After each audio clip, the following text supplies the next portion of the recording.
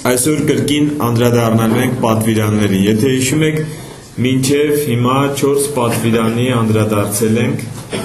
եւ առաջին 4 պատվիրանները վերաբերվում էին յուրաքանչյուրիս պարտականությունները Աստծո հանդեպ։ Առաջին պատվիրանն ասում էր. ես եմ քո Տեր Աստվածը, ինձանից բացի ուրիշ աստվածներ չունենաս, ես եմ միակ ճշմարիտ Աստվածը։ Երկրորդ պատվիրանն ասում էր. ոչ մի բանի տեսքով քեզ կուրկ չշինես եւ չերկրպագես դրան, քո հույսը չդնես ոչ մի բանի վրա, բայց միայն ինձ վրա դնես քո հույսը, եւ եթե ուզում ես իմանաս դու կռապաշտության մեջ ես թե ոչ, հարցրու քեզ, ինչին որ ապավինել ես, ինչի վրա որ հույս ես դրել, ինչին որ աղոթք ես անում, դա ստեղծված է թե ստեղծողը։ Եթե ստեղծված է, իրան երկրպագելը կռապաշտություն է։ Եթե ստեղծողն է, դու ճիշտ պաշտամունք ես մատուցում։ Երրորդ պատվիրանը Տիրոջ անունի մասին էր, որ ասում էր զուր տեղը չհիշես, քո շուրթերին չառնես։ Այսինքն մենք պիտի երկյուղածություն ունենանք այդ անվան հանդեպ եւ նամանավանդ հասկանալով, որ այդ անունը մեզ վրա է կոչված։ Մենք քրիստոնյաներ ենք եւ քրիստոնյան կրում է Քրիստոսի անունը եւ մենք պիտի այնպիսի կյանք ապրենք, որ իր անունը բարձրացվի եւ ոչ թե նվաստացվի, որովհետեւ Մատթեոսի ավետարանում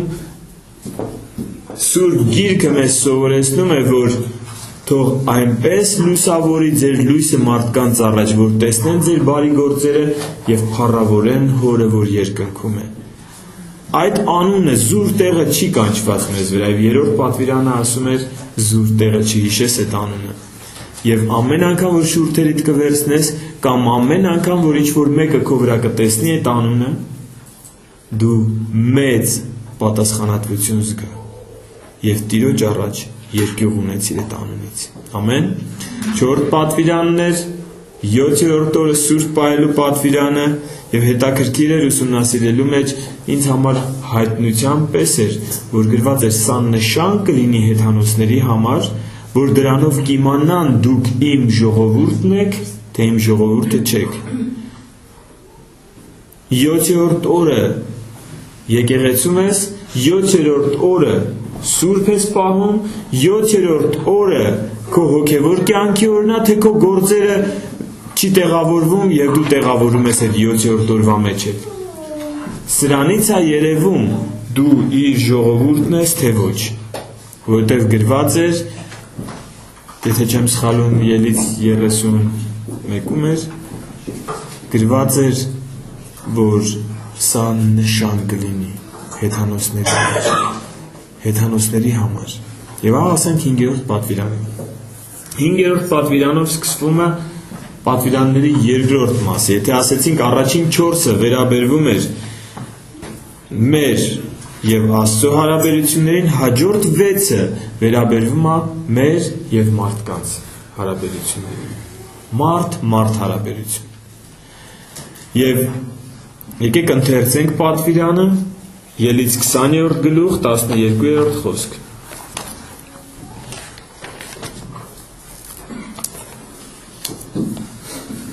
Պատվիր քո հորը եւ քո մորը,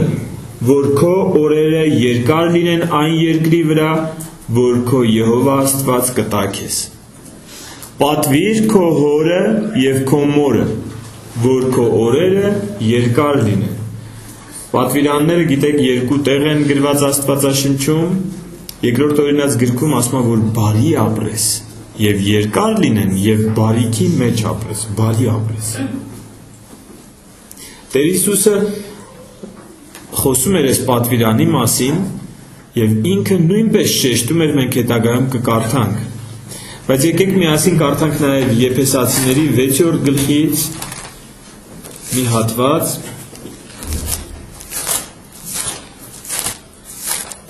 Եփեսացիս 6-րդ գլուխ, երկրորդ խոսքը, պատվիր քո հորը եւ մորը, սա է առաջին պատվիրանքը խոստմունքով,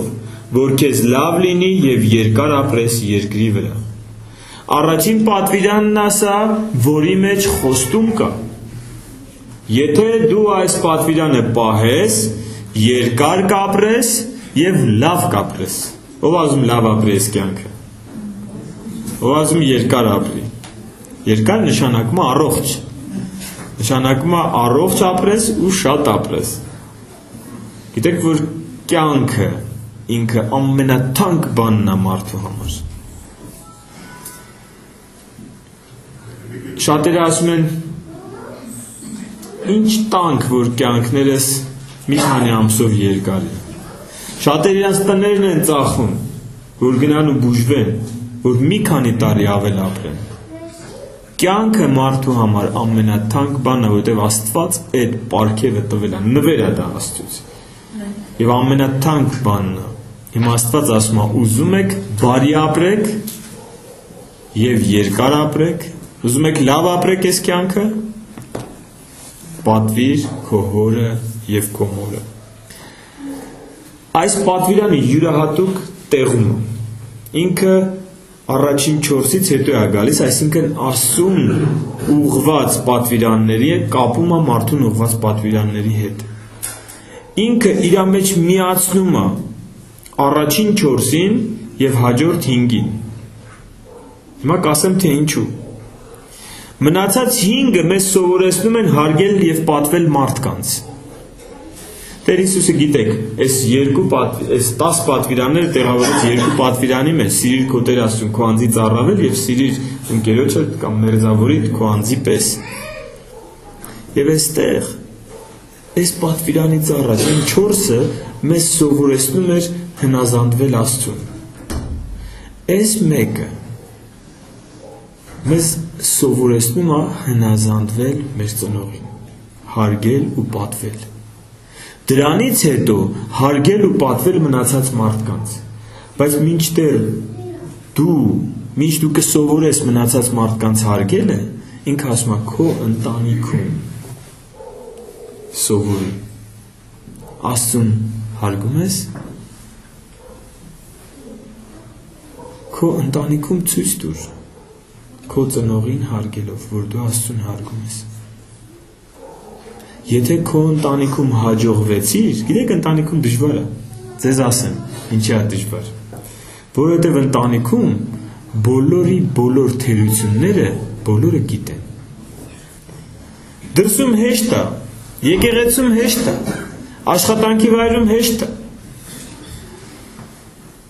որովհետև շատ թերություն չգիտես, հարգում ես մարդուն, իսկ տանը բոլոր թերությունները գիտես։ Այդպես է, թե այդպես չի։ Եվ Աստված ասում է, պատվիր քո հորը եւ քո մորը, անկախ նրանից, նրանք ըստ քեզ արժան են պատվի, թե արժան չեն պատվի։ Գուցե իրանք մի հատ նես թերություն ունեն, որ դու նայում ես ու ասում ես, չէ, արժան չի, որ ես իրան պատվեմ։ Միայն մի մտածեք մարմնավոր հայրերի եւ մայրերի մասին։ Աստված շատ խոր եւ շատ հոգեվոր բաներ է ասում։ Մտածեք ձեր ամուսնու ծնողների մասին, մտածեք ձեր կնոջ ծնողների մասին։ Եթե Աստվածաշունչը մեզ ասում է, որ երբ որ ամուսնացաք, դուք այլևս 2 չեք, այլ 1 եք, մենք Աստվածաշնչից դուրս չպիտի գանք եւ մտածենք, այս աշխարհը ոնց է վերաբերվում աներ Զոքանչին ու Կիսուր Կեսրարին։ Եթե դու Աստծուն հնազանդ ես, դու պիտի պատվիրանին հնազանդ լինես։ Եթե նա քո ամուսնու ծնողն է, նա քո ծնողն է։ Եվ այն, թե ինչպես ես վերաբերվում այդ մարդուն,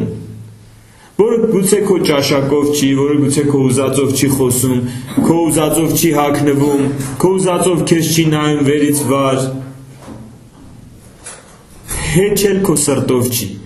Ոնց դու նրան ես պատվում, հենց այդպես էլ Աստծուն ես պատվում։ Հասկացեք, սա լուրջ պատվիրան է։ Սա առաջի 4-ը բերում է ընտանիքում, առաջի 4 պատվիրանները բերում է ընտանիքում, ասում է դե հիմա ցույց տուր։ Այ հիմա որ քո կեսրարը, կամ քո կիսուրը, կամ քո զոքանչը, կամ քո աները, կամ քո հայրը, կամ քո մայրը, որովհետև շատերը աներ զոքանչի հետ շատ լավ են, բայց իրանց հարազատ հոր մոր հետ լավ չեն։ Կամ կիսուր կեսրարի հետ շատ լավ են, բայց այդ պատիվը իրանց հարազատ ծնողներին չի գնում։ Այսինքն ով իրանց լավ է, ինքն էլ նրանց է լավ։ Եթե դու հավատքի մարդ ես եւ քո, սա ոչ թե ես եմ սովորացնում, սա Աստվածաշունչն է սովորացնում, եւ դու չես կարողանում այն մարդուն, որ տեսնում ես, սիրես, Աստծուն, որ չես տեսնում, ոնց կսիրես։ Եթե դու մտածում ես, որ սիրելու բանը լի կսիրեմ, Աստված ասում է, ձեզ չսիրողներին սիրեք,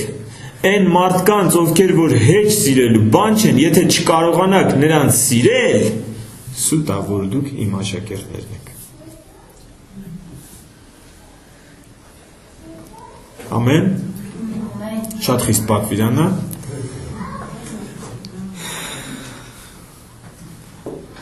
Իրականում մարդը, երբ որ իր թերությունը տեսնում է, ասում է Աստված, Տեր իմ, ես խնդիր ունեմ այս մարդուն սիրելու հարցում, օգնիր ինձ, ինքը արդեն Հիսուսի աշակերտն է։ Իսկ երբ որ ինքը իրան արդարացնում է, ասում է, բայց ես սիրելու բանն է, որ ես սիրեմ, Տեր Աստված, դու էլ ելներ իմ տեղը չես սիրի, ինքը անարգում է ասում։ Կապ չունի քո խնդիրը ինչքան խորն է, երբ որ դու պատերազմ ես հայտարարում եւ ասում ես, ես իմ Տիրոջ կամքը պիտի անեմ, դու արդեն նրա աշակերտն ես։ Ամեն։ Մի պատմություն եմ ուզում պատմեմ, ովքեր ամուսնացած չեն, իրանց շատ պետք կգա այս պատմությունը։ Մի երիտասարդ, մի քիչ թարմացնեմ թեման, հետո էլի կանցնեմ խոսքին։ Մի երիտասարդ ման է գալիս ամուսնանա։ Եվ շատ մտածում է, դե կյանքի ամենակարևոր որոշումներից մեկն է սա, ում է ամուսնանալ։ Ու գնում է շատ իմաստուն երիտասարդ առնում է միջալից, ոչ թե գնում է աղջիկներ ման գալիս տենավորի հետ ամուսնանալ, գնում է իմաստուն մարդ է գտնում, որ խորհուրդ հարցնի։ Ասում է շատ եմ անհանգստանում, որ սխալ մեկի հետ չամուսնանամ։ Ինձ խորհուրդ տուր, ում հետ ամուսնանամ։ Իմաստունը հավանում է այս երիտասարդին, ասում է շատ լավն ես, որ ոչ թե գնացիր, նայեցիր կապուտ աչքերով, երկար մազերով, կամ չգիտեմ ֆիգուրան, ինչ են ասում 90-60-90, ճիշտ եմ ասում։ Ոչ թե սենց բաների հետևից գնացիր, այլ եկար իմաստունի մոտ խորհուրդ հարցնելու, հիմա լսի իմ խորհուրդը։ Եվ երբեք չես սխալվի, եթե այս խորհուրդը լսես։ Գնա ու այնպիսի աղջիկ ընտրիր, որ իր հորը պատվում է։ Գնա ման արի, գնա ապրի, կողքից նայի։ Շատ է դուրս եկել այս պատմությունը։ Եթե աղջիկը հորը չի պատվում, եթե աղջիկը հորից թաքուն բաներ անում, եթե աղջիկը հորը մտածում է, էսի որ դարից է, ինքը շատ չի հասկանում, հիմա տենց չեն ապրում, եթե աղջիկը հորը պատվել չգիտի, ինքը վաղը ամուսնուն չի պատվելու։ Եվ ես իմաստուն այսպես խորհուրդ է տալիս։ Եվ տղան ընտրում է մի հատ լավ աղջիկ ու ամուսնանում է ու երջանիկ է լինում։ Նույնը հակառակն է։ Տեսեք, տղան ոնց է մորը վերաբերվում։ Նույնը կնոջն է վերաբերվել։ Կարող են սկզբի տարիները, չգիտեմ, մեղրամիսը, հետո սենց, հետո ամեն ինչ ընկնում է իր տեղը եւ նույն վերաբերմունքն է լինում։ Եվ եթե մենք մեզ հայտնաբերում ենք դրա մեջ, մի բան կա, պիտի ապաշխարենք։ Եվ ես սա օդից վերցրած բաներ չեմ ասում, ես սա կյանքից վերցրած եմ ասում։ Կյանքից վերցրած բաներ են։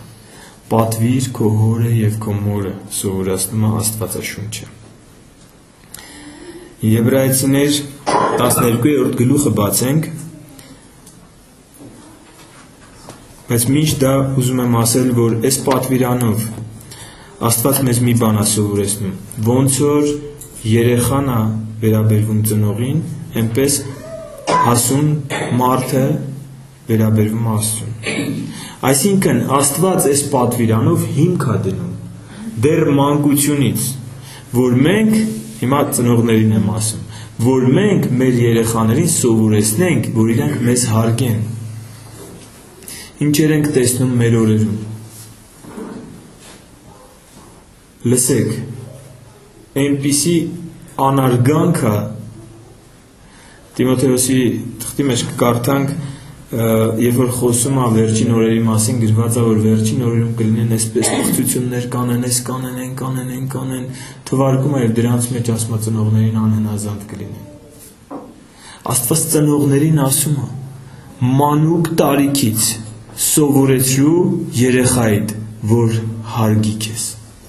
Եթե երեխան մանուկ հասակից չսովորի հարգել ծնողին, ինքը մեծանալու է եւ երկնային հորը նույն վերաբերմունքն է ցույց տալու, ինչ որ մանուկ հասակում ծնողի հանդեպ ցույց տվեց։ Եվ դրա մեղավորը դու ես ծնող, որ իր կապերը չես ցկել ժամանակին։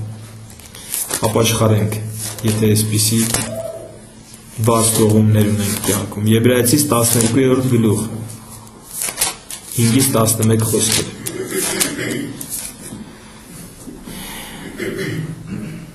Եվ մոռացաք այն մխիթարությունը, որ ձեզ հետ, ինչպես որդիների հետ խոսում է, իմ որդյակ, մի անարգիր Տիրոջ խրատը եւ ոչ էլ վհատվիր նրանից հանդիմանված ժամանակդ, որովհետեւ Տերը իրեն սիրածին խրատում է, նա ծեծում է ամեն որդի, որ ընդունում է։ Սա Աստծո մասին է խոսքը։ Աստված ում սիրում է, նրան խրատում է եւ ծեծում է։ Գիտեք, որ Աստված պատժում է։ Աստված պատժում է, Աստված ասում է դու սխալ ես գնում, զավակս, հետ դառի, հետ չես դառնում։ Մի հատ նենց փորձանք է բերում այդ ճանապարհին, որ դու չգնաս այդ ճանապարհով, ասես կարող է իսկականից սխալ եմ գնում։ Հա, Աստված այդ փորձանքները բերում։ Հետ դառի այդ ճանապարհից։ Աստված դուռը բացել մեզ համար։ Ճանապարհ։ Հիսուսն ասեց. ես եմ ճանապարհը, ճշմարտությունը եւ կյանքը։ Եվ Աստված դռներ է փակում։ Դու գնում ես, այսինչ գործն ես ուզում անես, Աստված փակում է այդ դուռը։ Դու գնում ես, այսինչի հետ ես ուզում հարաբերություն ստեղծես, Աստված փակում է այդ դուռը։ Աստված դռներ է փակում։ Աստված պատժում է, Աստված փորձանքներ է բերում։ Այո, բերում է։ Փորձություն ասեմ, լավ, փորձանք չասեմ։ Ասում է քո ուժից վեր փորձություն չեմ թողի որ գա։ Սա նշանակում է թողում եմ քո ուժի սահմաններում փորձություններ։ Ինչու Տեր, չեմ կարա հանգիստ խաղաղ ապրենք, իհարկե կարաս, եթե ճիշտ ճանապարհի, ճիշտ ուղղության վրա ես գնում, բայց երբ որ ես տեսնում եմ իմ զավակը գնում է սխալ ուղղությամբ, իրա մի աչքն էլ կհանեմ, իրա մի ձեռքն էլ կկտրեմ, միայն թե երկինք գա, որովհետև չեմ ուզում հավիտյան դժոխքի կրակների մեջ տանջվի։ Չեմ ուզում իրա ճակատագիրը լինի կրակել լճի մեջ, որ ստեղծել եմ սատանայի ու նրա հրեշտակների համար։ Այո, քո կյանքում հիվանդություններ էլ կգան, այո, քո կյանքում նեղություններ էլ կգան, այո, քո կյանքում հիասթափություններ էլ կգան։ Եվ սրանք լսեք խոսքը։ Հայրը, ում սիրում է, նրան խրատում է, եւ այն որդին, որ իրանն է համարում, նրան ծեծում է։ Եթե խրատին համբերեք, Աստված ձեզ հետ ինչպես որդիների հետ կվարվի, որովհետև որ որդին է, որ հայրը նրան չի խրատում, բայց եթե առանց խրատի եք, որին ամենը մասնակից եղան, ուրեմն խորթ եք եւ ոչ թե որդիներ։ Մի երգ կար, երբ որ ես փոքր այդ երգերը հարսանիքներին երգում են, որ արդեն լավ խմած են գնում, այս երգը երգում էին ու լացում էին, մայրիմ սուրբ ու բարի։ Հա, այնտեղ մի հատ տող կա, այն որ ասում է մայրական ապտակ, ով մայրական ծեծիչ չի լացել, նա որբ է մեծացել։ Այսինքն ինչ է սա, խոսքերը։ Եթե հայրը ձեզ չի խրատում, ասում եմ, բա ինչի սրա հետ լավ էլ ապրում ամեն ինչ էլ ունի, սկի ոչ մի պրոբլեմ էլ չունի, ինչ պղծության մեջ ասես կա, հլնայում ենք մեզանից էլ լավ է ապրում։ Հայրն իրան չի խրատում, սիրելիներ, ինչի? Խորթ է ինքը, դու ես զավակը, հել չգիտենք, էդի մարդկային գնահատականն է խրատում է թե չէ, դու չգիտես, որ ինքը գլուխը դնում է բարձին քնելու, ինչ վախեր ունի իր սրտի մեջ, կարում է գիշերը քնի, թե չէ։ Այդ առավոտ է, որ դնում է իր թանկարժեք մեքենայով գնում գալիս է քո աչքի առաջ, դու նախանձում ես, մի նախանձի, շուտով կհասնենք 10-րդ պատվիրանին։ Մենք դատավոր չենք, բայց եթե մենք խրատվում ենք Աստծուց, ուրեմն որբ չենք, հայրը ում սիրում է, նրան խրատում է։ Մանուկ հասակում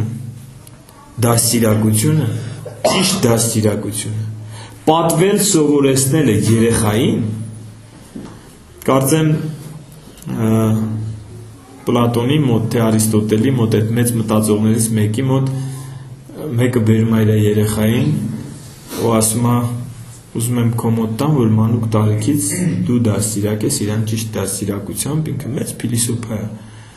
Ասում է, ինչքան նա երեխան, ասում է, արդեն մի տարեկան, ասում է, ուշացրել եք։ Այսինքն հիմքը պիտի սկզբից դրվի։ Հետո ինչքան մեծանում է, այնքան դժվարանում է։ Ես ասեմ, ես որպես, ասենք, տիրոջ ծառա մարդկանց հետ գործ ունեմ։ Նորադարձների հետ, որ հիմքը դնում ես ճիշտ, շատ հեշտ է աշխատել։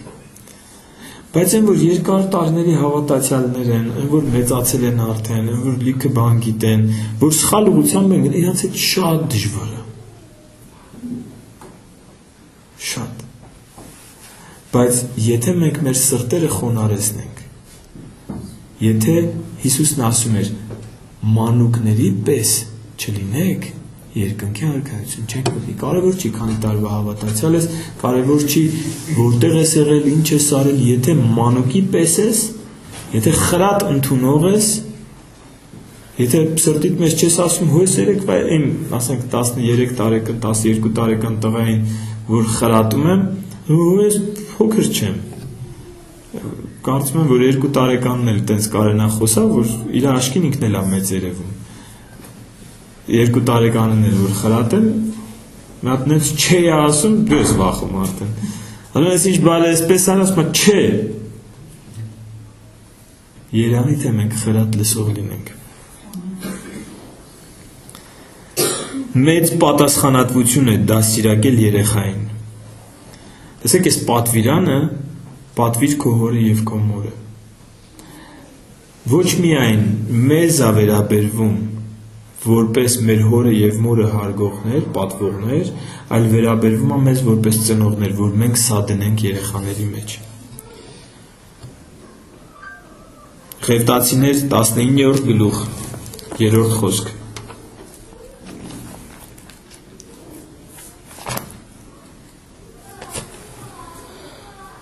Ձեր ամեն մեկը իր մորից և հորից վախենա, և իմ շաբաթները պահեք, ես եմ Եհովան ձեր Աստվածը։ Նույն գլխի 32-րդ խոսքում սպիտակ մազ ունեցողի, մազը սպիտակացի առաջին վեր կաց, և ծերին պատվիր, և քո Աստծուց վախեցիր, ես եմ Եհովան։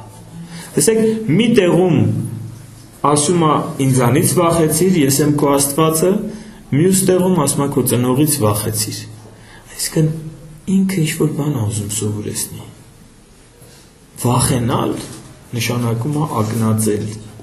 պատվել, հարգել, անգամ նրան, ով քո կարծիքով հարգանքի արժանի չի։ Խոստում կա, արդեն ասեցի, խոստում կա այս պատվիրանքը պահողի համար։ Կպահես, երկար կապրես և բարի կապրես։ Գործերդ հաջող կլինեն։ Այն որ ասում է, 4 տեղ կգնաս, կկանաչի։ Կպահես, այսպես կլինի։ Չես պահի, ոչ մեկի չմեղադրես։ Մեր օրերում մարդիկ երիտասարդ մահանում են, շատացել է թե ոչ մահացությունը։ Տեսնում եք ձեր շրջապատը, Տերը պատվիրանք ունի, պատվիր քո ծնողին և երկար կապրես։ Տեր Հիսուսը մեր օրինակն է, այդպես է թե ոչ։ Ղուկաս 2-րդ գլուխ 51-52-րդ խոսքը որ կարդանք, տեսնում ենք, որ Տեր Հիսուս ինքը հնազանդ էր իր ծնողներին։ Եթե Աստված, որ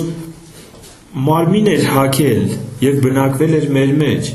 որ 12 տարեկան հասակում գնացել էր տաճար եւ շատ ռաբիներ ու ուսուցիչներ հավաքվել են իրենից սովորում են, այսինքն ինքը գիտելիք ուներ։ Մարիամից ու Հովսեփից շատ խելացի էր եւ շատ բաներ գիտեր։ Բայց ինքը հնազանդ էր իր ծնողներին։ Սա մեր օրինակն է։ Իսկ անհնազանդների պատիժը շատ դաժան է։ Ելից 21-րդ գլուխ 15-րդ խոսքում ասում է ով իր մորը զարկի, եթե տեսնեք մեկը իր մորը զարկեց, սպանեք։ Մի անգամից սպանեք։ Այդպիսի զավակը Աստծո ժողովրդի մեջ չպիտի ապրի։ Իհարկե մենք 5 կտակարանում չենք, որ սպանենք, բայց մենք հասկանում ենք, որ Աստված պատիժ է ուղարկում։ 21-ի 17-ում ասում է ով իր ծնողին անիծի կամ հայհոյի, նույնպես սպանեք։ Այդպիսի մարդկանցից պիտի ազատվեր։ Հիմա սպանեքը այն ժամանակ, այսինքն մահն էր պատիժը նման զավակի համար։ Հիմա մենք գիտենք, որ ամեն անգամ երբ որ մարդը տենց է անում, ինքը մահ է վերցնում իր վրա։ Թեկուզ եւ ապրում է, բայց մահը գալիս է իր վրա։ Մահը կլինի անհաջողության տեսքով, մահը կլինի հիվանդության տեսքով, մահը կլինի դժբախտության տեսքով, մահը կլինի վատ ճակատագրի տեսքով, ինքը վերցնում է իր վրա ամեն անգամ Աստծո պատիժը գալիս է։ Մատթեոս 15-րդ գլուխ 4-5 խոսքերը գրված է, որ իր հորը կամ մորը բամբասողը մահով մեռնի։ Այսպես ասում Մովսեսի օրենքը։ 5-րդ պատվիրանը լսեք, հասարակություն է կերտում։ 5-րդ պատվիրանը հասարակություն է կերտում։ Այսօր մեր հասարակությունը կործանվում է, որովհետև 5-րդ պատվիրանը թողել է։ 5-րդ պատվիրանը հասարակություն է կերտում, որովհետև ծնողին պատվելով, թեկուզ եւ պատվելու արժան չի ըստ երեխայի կարծիքի, ծնողին պատվելով ինքը սովորում է իշխանություն ունեցողին պատվել, եթե ընտանիքում սա եղավ, ինքը Աստծուն էլ կպատվի, ինքը Հռոմեացիների թղթի մեջ է ասում, որ ամեն իշխանություն Աստծուց է, որ հնազանդ եղեք իշխանություններին, Հռոմեացիների 12:10, Առաջին Տիմոթեոս 6:6-ն ասում է Աստծուն հնազանդ եղեք, Առաջին Տիմոթեոս 5:17-ն ասում է եկեղեցում առաջնորդներին հնազանդ եղեք, 6:1-ը ասում է, որ նրանց հնազանդ եղեք ում մոտ որ աշխատում եք,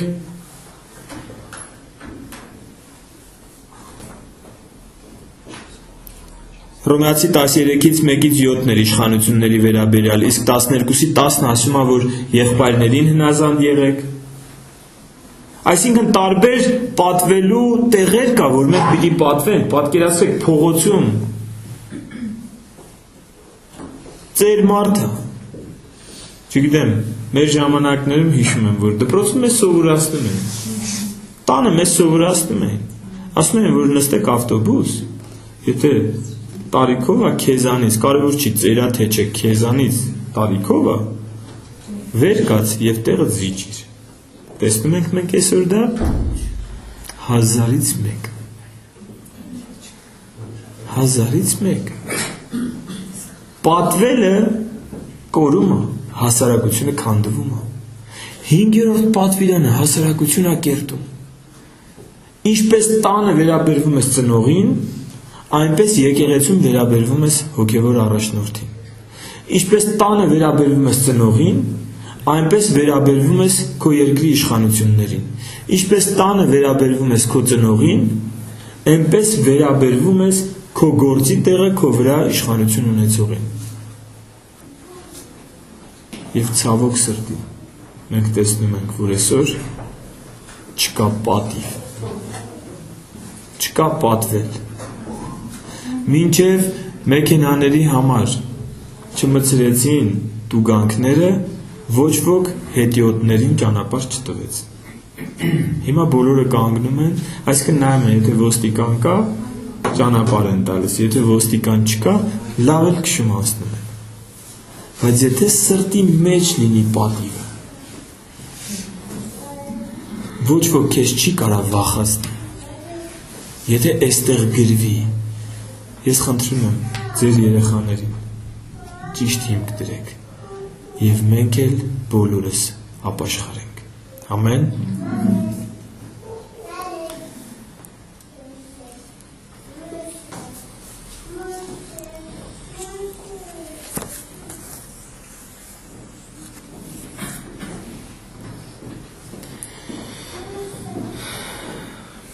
Երկրորդ Տիմոթեոս 3-րդ գլուխ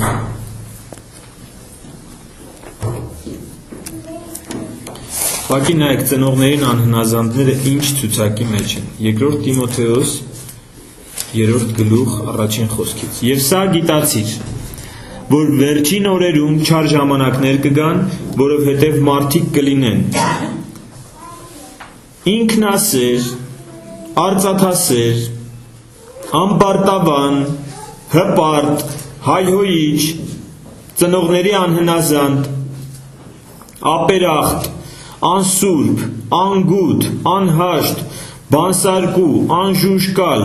դաժան, անբարեսեր, մատնիչ, հանդուգն, գոռոզ, ավելի ցանկասեր, քան թե աստվածասեր, որ աստվածպաշտության կերպարանքն ունեն, բայց նրա զորությունը ուրացել են, նրանցից հետ քաշվիր, նրանցից հեռու մնա։ Այն մարդը, ով ծնողին անհնազանդ է, անհնազանդ բառը մենք պիտի ճիշտ հասկանանք ինչա նշանակում։ Եթե ծնողդ քեզ ստիպում է, որ դու Աստծուն անհնազանդ լինես, դու կարաս խախտես 5-րդ պատվիրանը։ Եթե ծնողդ քեզ ստիպում է, որ դու գողություն անես, դու ավելի լավ է ծնողիդ անհնազանդ լինես, քան թե Աստծուն անհնազանդ լինես։ Չընկնենք ծայրահեղության մեջ։ Բայց եթե քո ծնողը քեզ խրատ է տալիս, որ ուղղակի դու քեզ հարմար չի, այսինքն մենք սովորաբար այսպես է, եկեղեցում ենք, ասենք հոգևոր առաջնորդը խրատ է տալիս, բոլորը համաձայնվում են այնքանով, որքանով իրանց հարմար է, դա հենց անհարմար է, արդեն չէ, մտքի մեջ ասում են, ոչ, չեմ ասի իրան, բայց ոչ, ես իր հետ համաձայն չեմ։ Նույնը, որովհետև իրենց ծնողին են այդպես արել։ Ասել են, հա, պապա ջան, որ Տեր Հիսուսն ասում է, մի մարդ 2 զավակ ուներ։ Մեկին ասեց, գնա այգում գործ կա անելու, ասեց, այո, կգնամ ու չգնաց։ Երկրորդին էլ ասեց, չեմ գնա, բայց հետո խիղճը իրան տանջեց եւ գնաց արեց գործը։ Հիմա սրանցից որն է սիրում հորը։ Ոչ թե նա որ ասեց հա, այլ նա որ արեց։ Եվ սա է պատճառը, որ մենք տեսնում ենք այն մարդը, որը որ 5-րդ պատվիրանը չի կարողանում պահի, այս մարդը գրված է աստվածպաշտության կերպարանքը ունի, բայց զորությունը ուրացել է։ Ես չեմ ուզում Տիրոջ զորությունը ուրացած լինել։ Ես ուզում եմ մենք այսօր վերջում աղոթք անենք, ապաշխարենք։ Ես չեմ ուզում Տիրոջ զորությունը ուրացած լինել։ Ոչ թե աստվածպաշտության կերպարանքն ունենամ, այլ ես աստվածապաշտ լինեմ։ 5-րդ պատվիրանը շատ կարևոր պատվիրան է։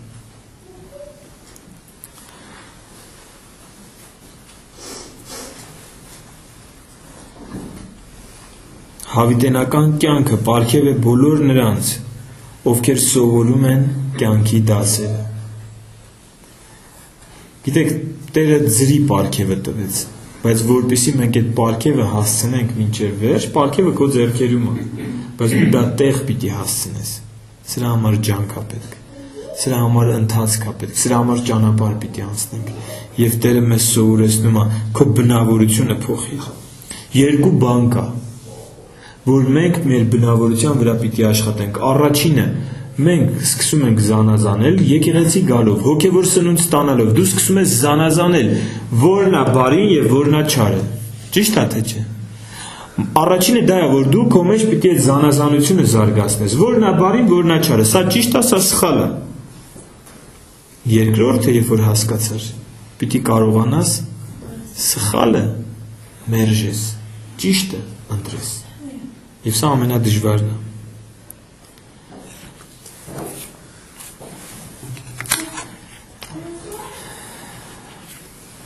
Եսայի 54:13-ն ասում է, որ Տերից է խրատված, Տերից է ուսուցված, ուսուցում ստացած երեխաները խաղաղության մեջ կապրեն։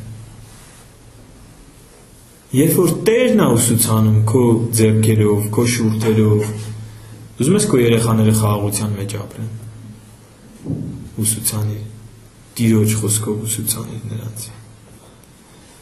Երկրորդ օրինաց 6-րդ գլուխ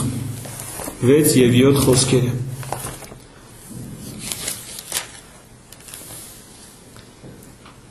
Եվ այս խոսքերը, որ ես այսօր քեզ պատվիրեցի, քո սրտի մեջ լինեն։ Կրկնիր նրանք քո որդիներին, խոսիր նրանց վրա քո տան մեջ նստած ժամանակդ եւ ճանապարհ գնացած ժամանակդ եւ պարկելիս եւ վեր կենալիս, ծնողներ լսեք։ Ամեն ժամանակ քո երեխաներին խոսիր այն խոսքերը, որ քեզ ասեցի։ Առակաց 29:15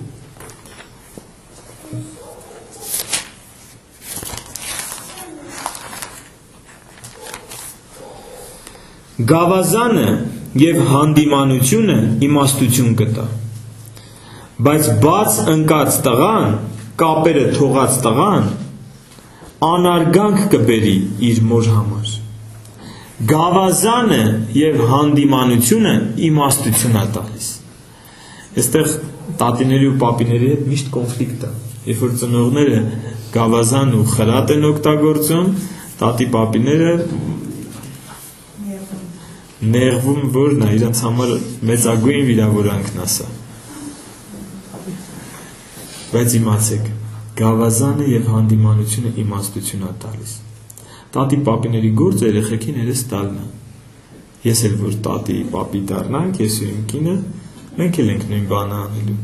Ծնողների գործը խրատելն է։ Եվ եթե պետք է նաեւ գավազան օգտագործել է։ Եվ իմաստություն կլինի երեխաներին։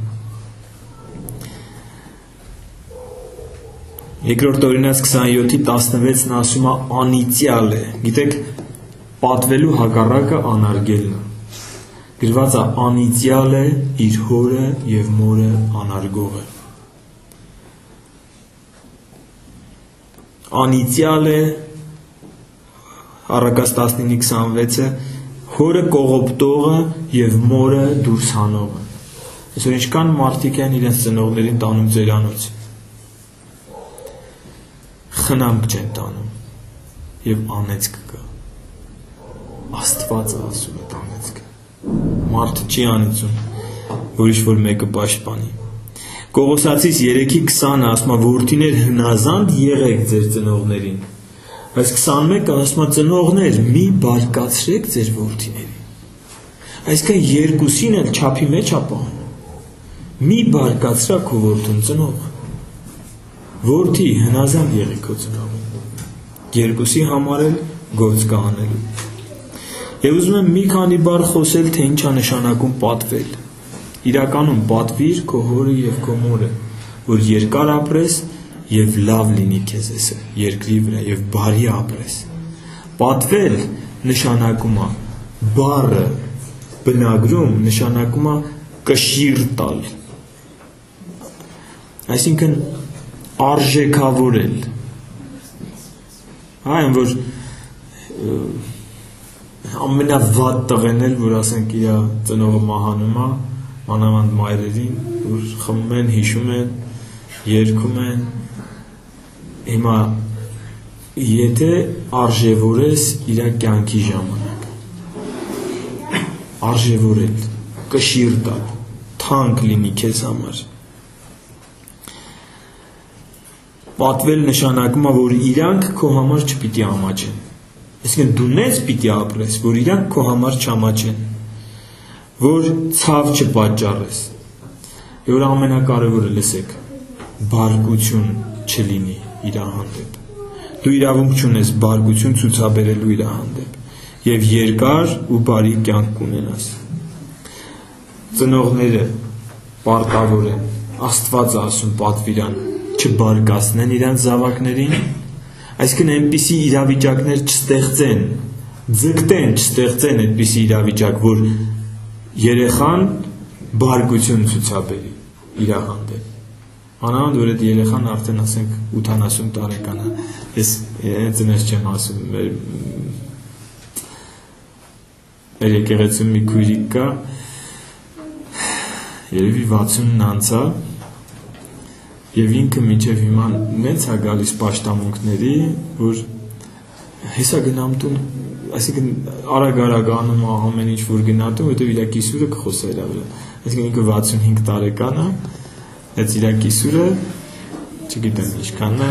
80 քանի տարեկան է, հա, ու այդ հարաբերությունը դեռ կա, այսքան տարիներ հələ չեն հաշտվել իրար հետ։ Բայց շատ լավ քույրիկ է, ինքը շատ հեզու խոնարհ է, ես գիտեմ։ Բայց կիսուրը սենց ձիգ կիսուրը, լավ հավեսով, 80 քանի տարեկան, 65 տարեկան հարսին, լավ, նենց ասենք 11 տարեկանի պես վազացնում է, դրդրացնում է, այսպես ասեմ։ Հիմա նա չպիտի առիթ տա, որ սա բարկանա, սա էլ պիտի պատվի, անկախ նրանից նա առիթ տալիս է, թե չի տալիս։ Տերը մեզ չի ասում, որ գնանք, ծնողին չի ասում, գնա երեխայից պահանջի։ Ծնողին ասում է դաստիարակի, քանի դեռ մանուկ է։ Ոչ էլ երեխային ասում, գնա ծնողից պահանջի, որ քեզ չբարկացնի, չէ։ Դու քո վրա դիր սլաքը։ Տերը պատվիրան է տվել։ Ում։ Դիմացինին, չէ, քեզ, որ լսում ես, քեզ է պատվիրան տվել։ Սրանով երևում է, թե դու որքանով ես հարգում պատվիրանը տվողին։ Հասկանում եք։ Տեր Հիսուսն ասաց, իմ պատվիրանները պահեք,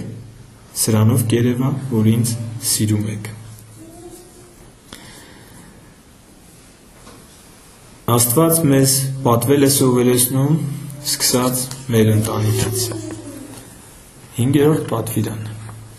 Պատվիր քո հորը և քո մորը։ Մի անգամ էլ կարդամ այս պատվիրանը և կանգնենք աղոթքի։ Երկրորդ օրինաց 5-րդ գլուխ 16-րդ խոսք։ Պատվիր քո հորը և քո մորը, ինչպես որ քո Եհովա Աստվածը քեզ պատվիրեց, որ քո օրերը երկար լինեն և քեզ համար բարի լինի այն երկրի վրա, որ քո Եհովա Աստված քեզ տալիս։ Ամեն։ Պատվենք, եք կանգնենք աղոթքի։